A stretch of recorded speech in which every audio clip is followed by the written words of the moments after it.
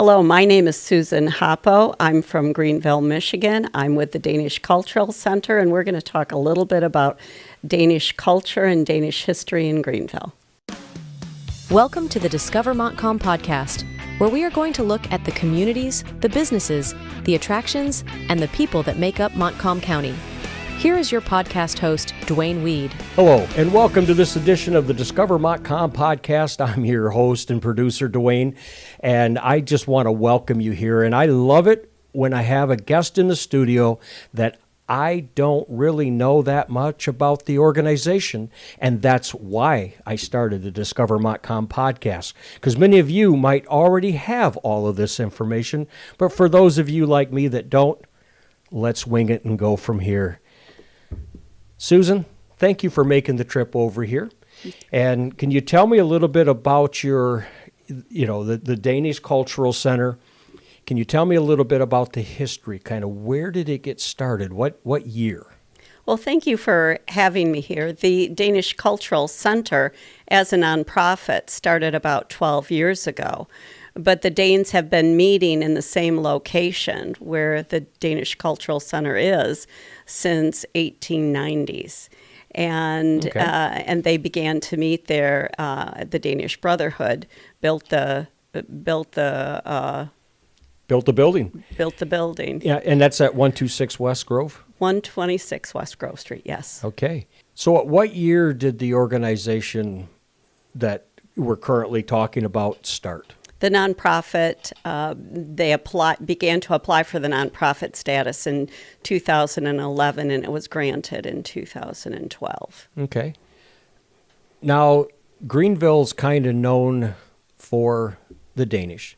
And I understand from what research, and please help me if I get this wrong, the 1850s, mid-1850s, they started to migrate, and they migrated to the Gowan area first before they moved down to what we now know as Greenville. Do I have that kind of close? Yes, that's correct. August and Anna Rasmussen came from Denmark. At the time, there wasn't economic opportunity for individuals living in Denmark. If you weren't the first son, you didn't have much. So they began to emigrate to this community, specifically because it was similar to what they could do in Denmark. They could farm. So August and Anna came here, and once they were here, then they had others from their community in Denmark come over. Once you're here, you like it, you start writing back and forth, and all of a sudden everybody's coming over and we have what we have today. Correct. So the Danish Cultural Center is a nonprofit. That's correct. How is that made up? Is it a club that just anybody can join? Can you tell me a little bit about, what's it take to be a member of the organization? Well, the Danish Cultural Center, as I said, formed in 2012, but the Danish Sisterhood and the Danish Brotherhood have been meeting in the same location since the late 1800s and early 1900s. And they met specifically as a place where families could get together, where they could celebrate their traditions, where they could dance and sing and celebrate traditional Danish holidays. And both Lodge 70 of the Danish Brotherhood and Dorothea Lodge number 65 of the Danish Sisterhood have been meeting there. And when things became more challenging financially to stay open, there were 3 members who decided to form a nonprofit. And the Danish Brotherhood then gave the building to the Cultural Center for $1. And we are where we are now. The Brotherhood still meets there, the Sisterhood still meets there, and we have the Danish Cultural Center. So it's a big, happy family. It is a big, happy family. That's right. And it's like most families most of the time. Yeah. To become a member, do you have to have Danish heritage to be a member of the group? No, and I think that's the thing that is, we want people to know is you don't have to be a Danish descendant in order to be a member. We want those who have been raised in this community, who have celebrated traditions. They may not even know that they're Danish traditions, but it's part of our community, and we want everyone to know that the Danish Cultural Center is for them. Okay. What are some of the things that the center gets involved with? I mean, I'm sure you have meetings, but what do you have events? Do you have things that you come together and do? What's some of the things that happen? Well, we've been in the midst of a massive restoration project at the building. The building that we're currently meeting in was built in 1930. A building that was built in 1930 isn't up to code these days. So we have really saved the building from, losing itself because of ill repair and all of those things.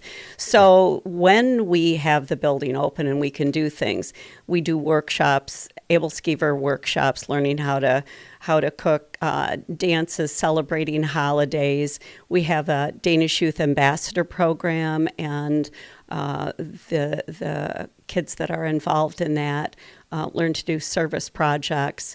We have a Danish camp in the summer, and our Danish camp just ended this week, and it's opportunities for our youth to learn about their Danish heritage. Where is that camp located? Right. It's from the Danish Cultural Center, but since we've been under the construction, it's been held at Baldwin Heights Elementary School. Okay. Have you been a member most of your life, or when did you come? So I'm not Danish. I'm one of those people that are not Danish, but I'm very, very interested in the Danish culture. And I've been a member of Dorothea Lodge number 65 for 11 years.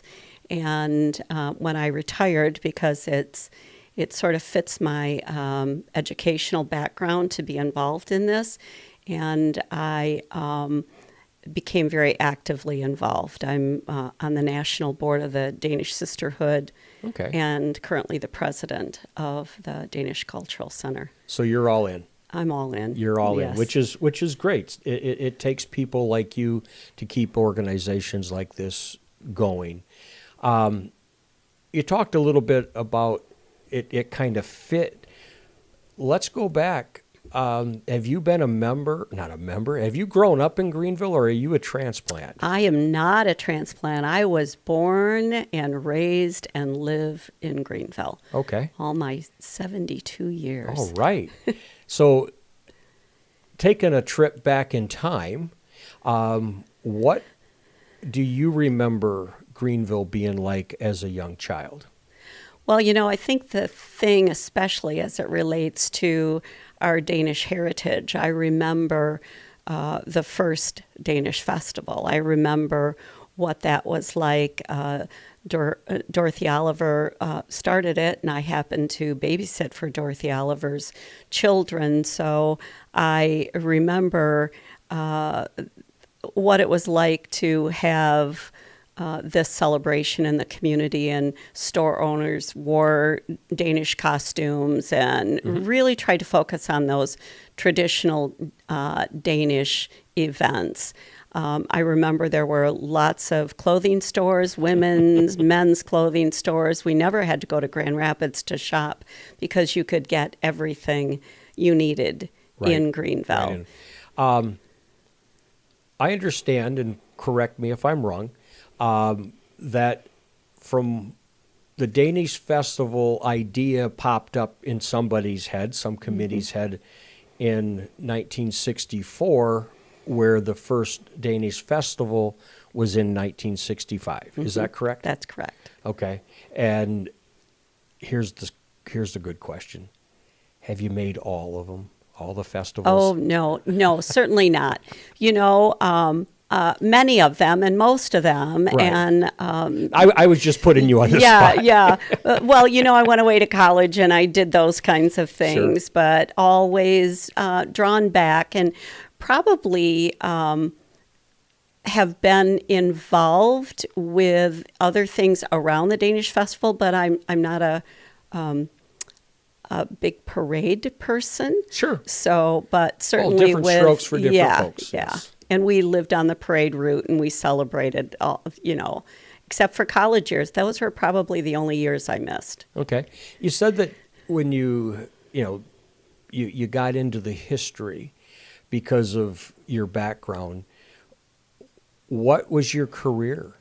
I've been a nurse for almost 50 years, but I have a PhD in family and child ecology with a focus on underserved populations. So when I was a researcher and when I worked with the Vietnamese population in West Michigan. So it was then natural when I retired and I was no longer involved in those kinds of things to really help use my talents and my skills in grant writing and ecosystems to help figure out how we could continue to function and work as a nonprofit. Okay. Your restoration, you're still in the middle of it now, or is it getting closer to the end? When did you start it? And we started the phase one, which was getting an HVAC system, wiring, kitchen renovation, getting access to the building because, we didn't have ramps and we didn't have those kinds of things. Things weren't up to code. They weren't up to code. So that was phase one. In phase two, it was really using creating the part of the building that is where the dances were held and those kinds of things. And what we discovered when we did that is that in 1928 the new building or the old building burned down where the Danes met, and so they had to build a new one. And the people who built the building had to have shipwright skills. It's an absolutely amazing and beautiful example of Danish craftsmanship. Okay. So we have. So restoration means you're trying to keep that. Oh yes. You're not just going in and saying, okay, rip this out, rip that out. No. So We're it's been preserving the building. Kind of a painstaking. It slows things down, but in the end, it'll be better. It's much better, yes, much better. And then phase three will be the educational part, the museum part. We're very, very glad as the Settlement Lutheran Church had to close, that we were able to be the place, the location where some of the artifacts from the sanctuary will reside. Okay. So we have the altar, the pulpit, some of the original items that Ole Amble used as he was doing his ministry in the community. So there are many things that people will be able to experience. Okay. Because they'll be located at the Cultural Center. What's the plan at this point? We'll have a soft opening on August 14th. Okay. And very excited about that. We always have a Kringle sale during Danish Festival, so we'll have our Kringles that will be selling that as our big fundraiser. But along with that, on that Thursday afternoon from 4 to 8, we're going to have music. We've got some special events planned. Okay. We certainly invite the entire community to come and see us. We'd like to take their information as new members. Oh, of course, because we need more members. I was just going to ask you, like every organization, membership is key, and it's important to always get kind of fresh blood, so to speak, because you need new ideas. You need younger people, probably, to kind of keep this thing going forward. None of us have that magic water that makes us live forever. That's correct. So you need to have a good base of people. So If somebody needed to get in touch with you, how do they go about doing that? Well, they can go to our Facebook page, and contact information is available there.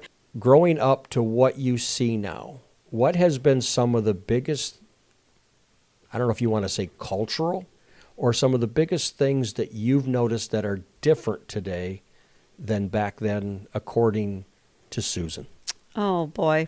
I think since my mother worked at Gibson's and was very involved, I just think of the refrigerator manufacturing culture, and that allowed us to have, all of the storefronts and all of those kinds of things.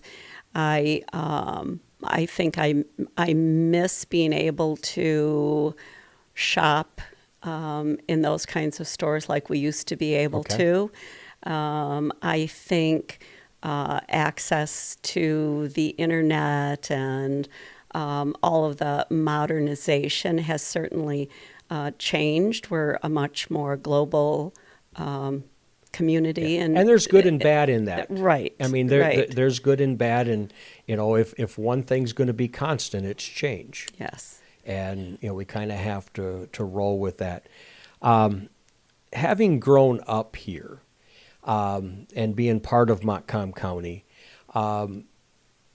why should someone discover Montcalm, in your opinion? Oh, boy, I think it's one of the best places to live. I like the small community. I think we know so many different people, and we have shared experience and shared stories. It's very common that when you have a conversation with one person, you find that you know something about them or a relative or a friend. I like that interconnectedness. I like that history.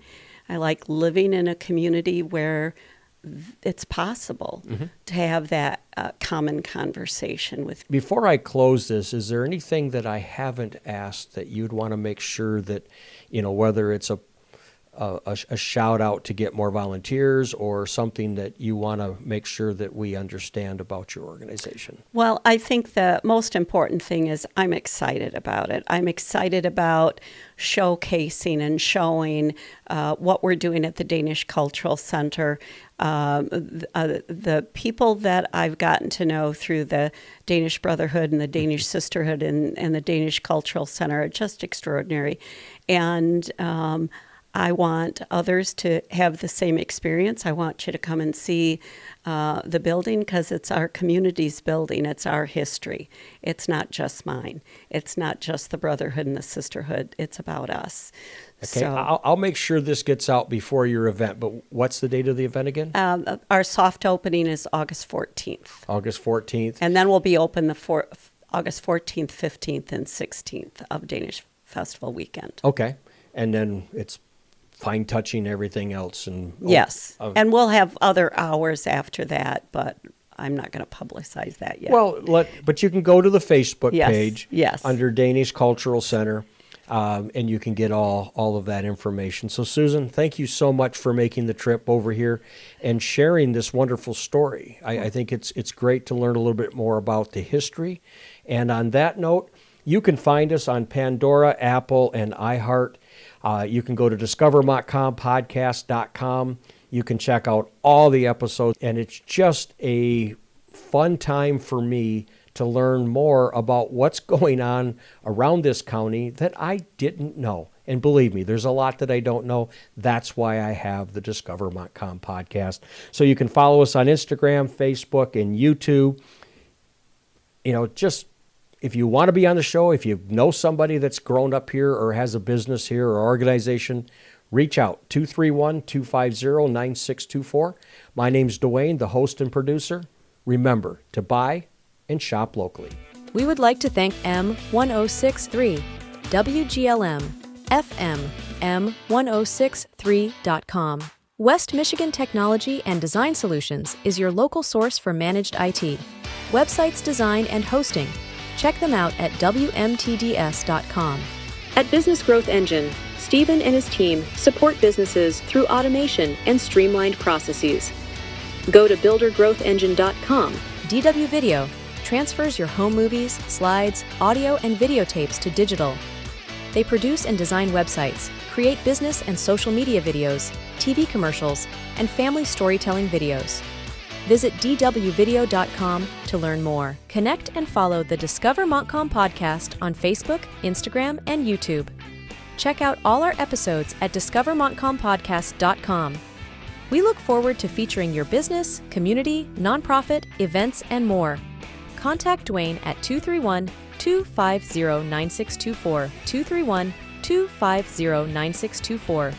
Thank you for tuning in and following the Discover Montcalm Podcast.